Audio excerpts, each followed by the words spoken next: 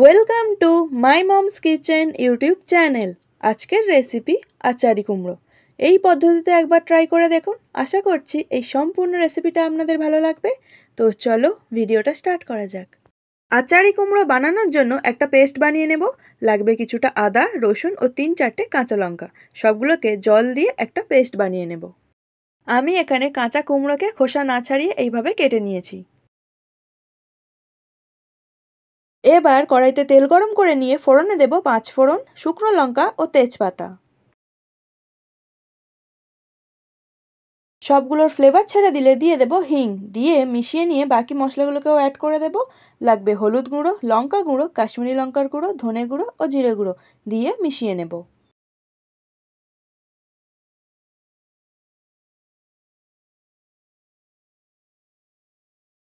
এখানে একটু জল অ্যাড করব যাতে মশলাগুলো জ্বলে না যায়। আর এখানে অ্যাড করব আদা, রসুন, কাঁচা লঙ্কার পেস্ট, দিয়ে মিশিয়ে নেব। আদা রসুনের কাঁচা গন্ধ চলে গেলে এখানে একটু কাসুরি মেথি দিয়ে মিশিয়ে নেব। এবার এখানে কুমড়োগুলো দিয়ে মিশিয়ে ঢাকা দিয়ে প্রায় 5 মিনিটের মতো কুক করে নেব।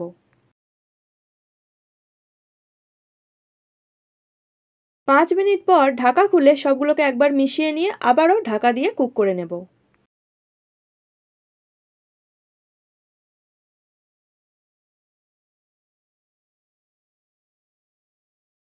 এই স্টেজে দিয়ে দেব স্বাদ মতো নুন, দিয়ে মিশিয়ে নেব।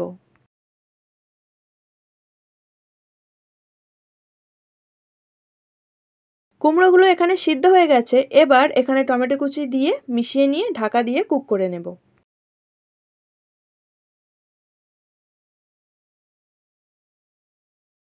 আমি এখানে কোনো রকম জল ইউজ করিনি। ঢাকা দিয়ে রান্না করার ফলে কুমড়ো থেকে যে জলটা বেরিয়েছে তাতেই এটা কুক হয়ে যাবে। এই স্টেজে অ্যাড করব আমচুর পাউডার ও চিনি, দিয়ে মিশিয়ে নেব।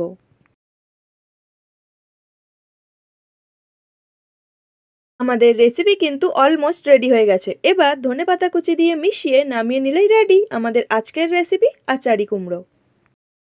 রেসিপিটা আপনাদের ভালো লেগে থাকলে অবশ্যই একটা লাইক, কমেন্ট অ্যান্ড সাবস্ক্রাইব করে দেবেন।